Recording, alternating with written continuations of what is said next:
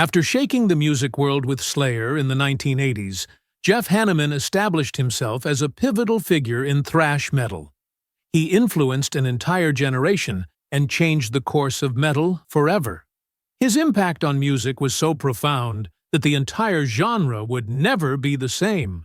More than just a musician, Hanneman became a symbol of anti-mainstream spirit, artistic honesty, and a no-nonsense lifestyle. From a childhood steeped in music and military influences to his role in forming one of the most influential bands in metal history, Jeff Hanneman's life story is one of dedication, rebellion, and a deep love for extreme music. Though his life was also marked by controversy, health challenges, and the hard-living lifestyle often associated with metal, Hanneman remained true to his vision until the very end. In this video, we'll dive into the passionate life of Jeff Hanneman, from the early days of Slayer's formation, his irreplaceable contributions to the world of metal, to the personal side and hobbies that revealed who he truly was beyond the stage. Jeff Hanneman was born on January 31, 1964, in Long Beach, California, and was raised in a family with a strong military background. His father fought in Normandy during World War II, while his brothers served in the Vietnam War. In a 2009 interview with Decibel magazine, Hanneman shared that his father, of German descent, actually fought for the Allies during World War II. Unsurprisingly, conversations about military strategy, war stories, and battlefield dynamics were everyday topics in the Hanneman household. As a child, Hanneman enjoyed watching war movies on TV and often built model tanks and airplanes with his brothers. Many believe that Jeff Hanneman's fascination with war themes, which frequently appeared in Slayer's lyrics, stemmed from these early experiences. This interest was a kind of indirect legacy from the veterans in his family, whose stories and perspectives on war shaped his worldview from a young age. Hanneman was also introduced to heavy metal music early on by his older sister, Mary, who often played Black Sabbath records at home. During his teenage years in high school, Jeff fell in love with hardcore punk music, a genre that would heavily influence his guitar-playing style and musical attitude. He drew inspiration from hard rock and heavy metal bands like Led Zeppelin, Iron Maiden, Judas Priest, Black Sabbath, and Aerosmith.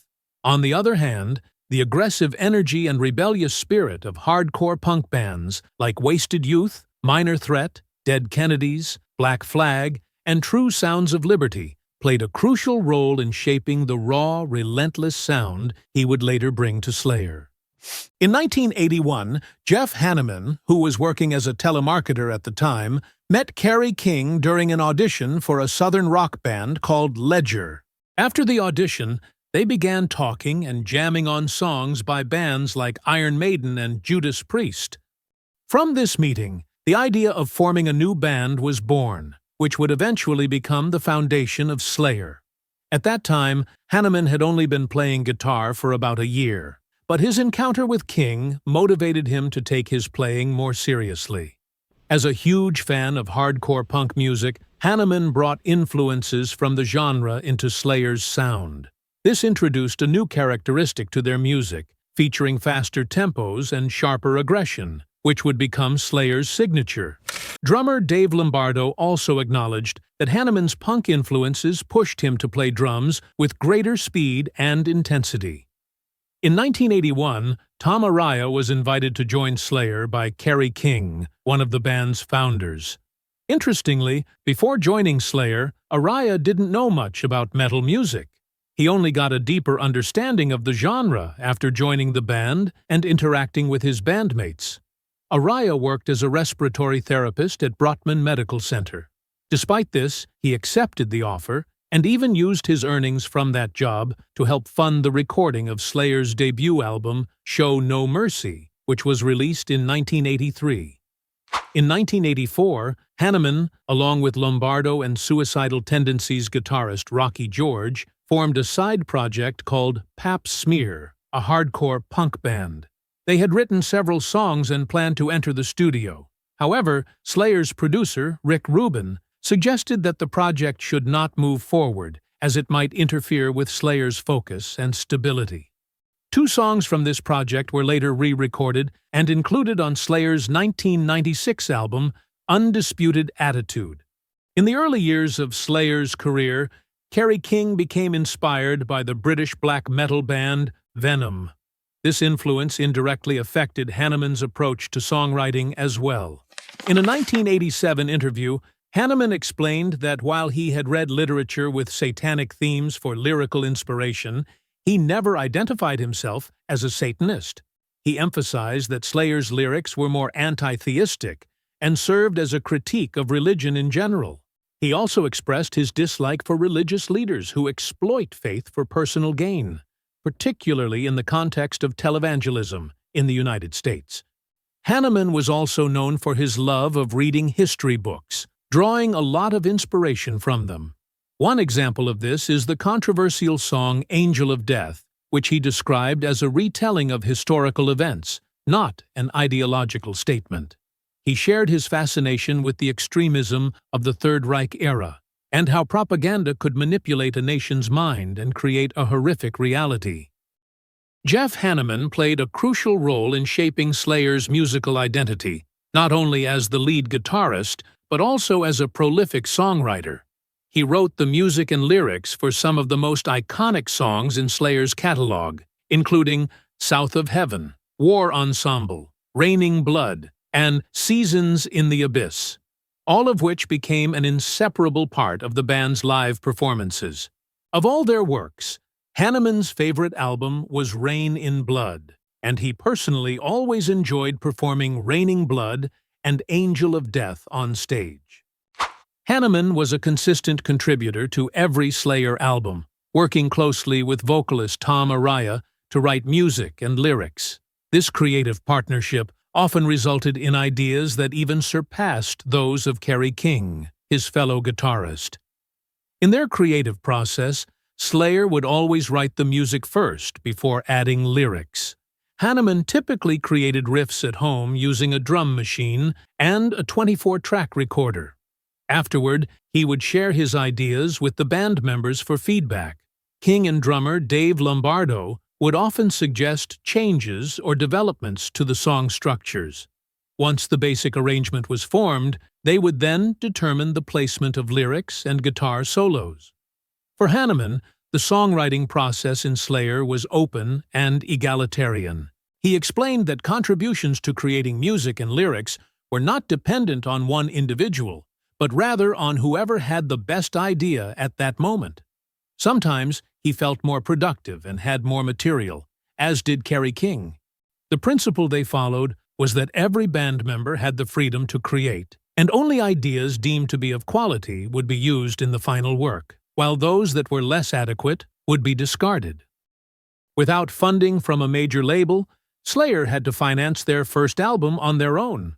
The funds came from Tom Araya's savings. He was working as a respiratory therapist at the time, and a loan from Kerry King's father.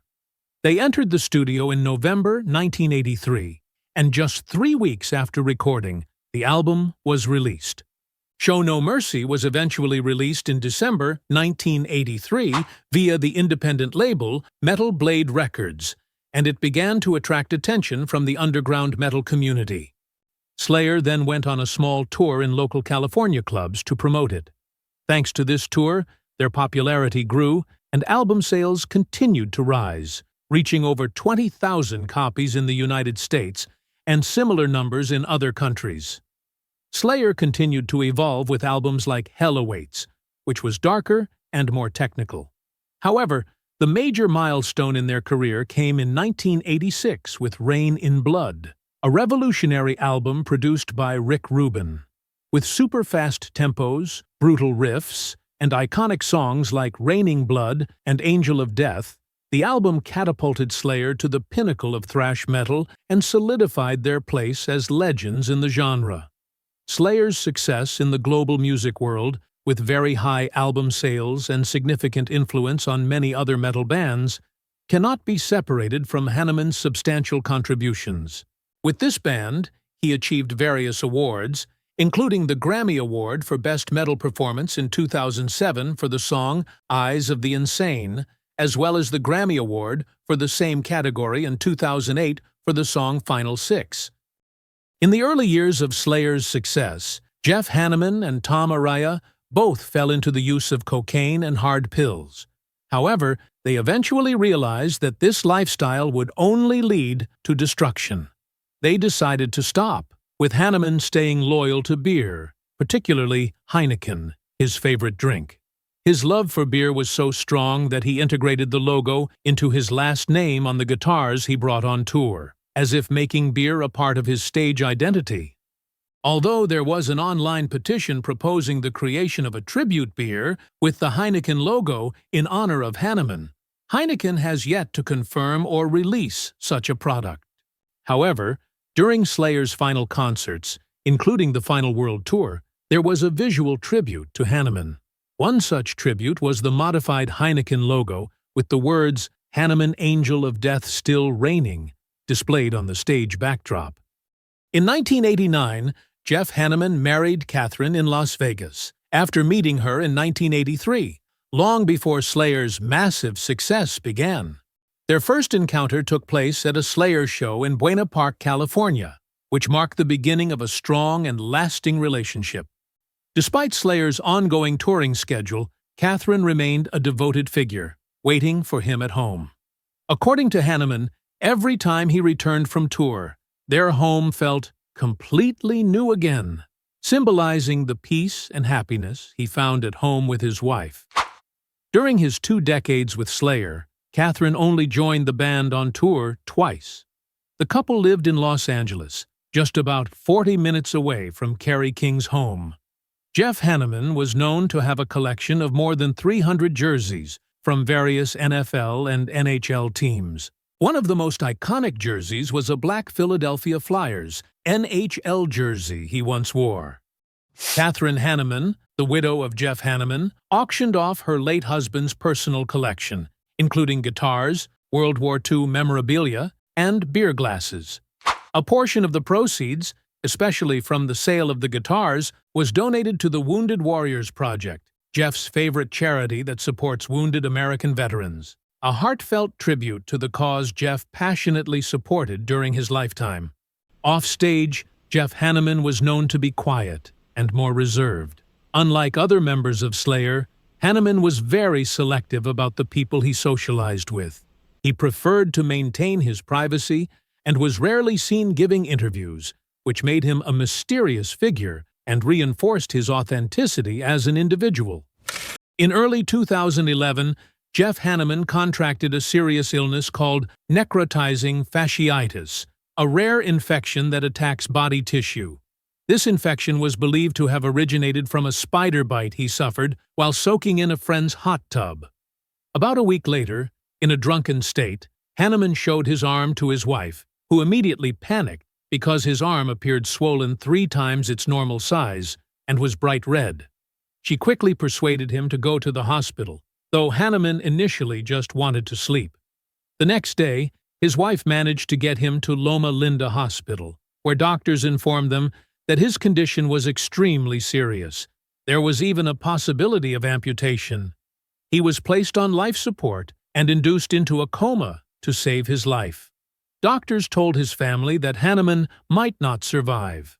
However, he did survive, but the infection weakened his ability to play guitar and led to depression.